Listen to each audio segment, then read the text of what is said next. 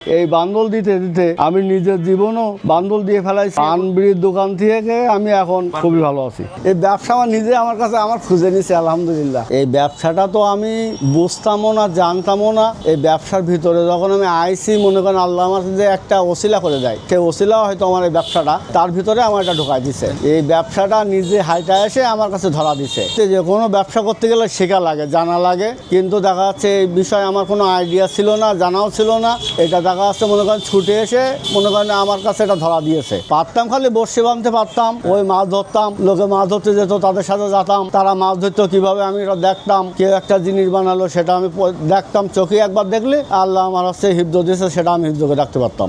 এরকম কখনো আমি আশা করিনি, আল্লাহ তার চেয়েও আমার বেশি দিয়েছে। এত দূর তো আমি মনে করিনি যে আমি আসতে পারবো। তা আল্লাহ আবার নিয়ে এসেছে যখন। পান সিগারেট বিক্রি করার তার চেয়ে আরো কিছু আশা করে সবাই, এক একজনের মনে একটা একটা আশা থাকে।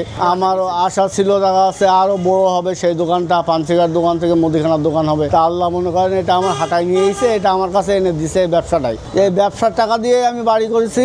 ব্যবসায় তো মনে করেন ফুল মেন ভিত আমার হচ্ছে ওই বর্ষিবাদার টাকা দিয়ে। বর্ষিবাদার টাকা দিয়েই তো বাড়ি করছি, দোকান করছি, সব তো গোছাইছি মনে করেন বর্ষিবাদার টাকা দিয়ে। এই বর্ষি দেওয়া বান্ধল দিয়ে এমনভাবে বান্দল দেয় দেখা যাচ্ছে এটা মাছ জন্য আপনার না ছুটে যায়। মাছ ধরতে তো এমনি ছিপ ফেলালেই তো মাছ বাঁধে না। এখন মনে করেন ওইখানে মাছ খাওয়াতে গেলে তো চারা আছে, সেই চারাগুলো মশলা আছে, ছাতু আছে, আপনার আচার আছে, মিক্সার আছে, এইগুলা ছাতু আছে, ঘি লাগে, মধু লাগে, ওতে অনেক কিছু দিয়ে ওইটা চার করতে হয়। চার করে আবার মনে করেন আপনার ও থেকে ছাতু দিয়ে, পাউরুটির সাথে আপনার ঘি দিয়ে, পিঁপড়ের ডিম দিয়ে ওইগুলা ফেলাতে হয়। এইগুলা আপনার স্পেশাল ছাতু, এটা সাদা। এটা মনে করেন এই ছাতুটা আপনার আকর্ষণ বেশি কাতলা মাছের জন্য।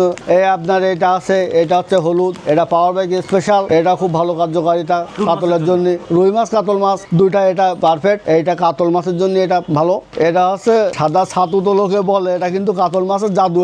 এটা দিলে কাতল মাছ মনে করেন সেখানে আসতে হবে, চুম্বুকের মতো টেনে নিয়ে আসবে, তাছাড়া কিন্তু আসবে না। এই জিনিসগুলো আমি বিক্রি করি। মাছের সর্বনাশ না হলে তো আবার শিকারীরা বাঁচবে না। শিকারীদের বাঁচাতে হলে তো অনেক কিছু বের করতে হবে, আর না শিকারী বউ মারবে আবার বাসায় গেলে। এটা দিয়েই মাছের সর্বনাশটা করা হয়।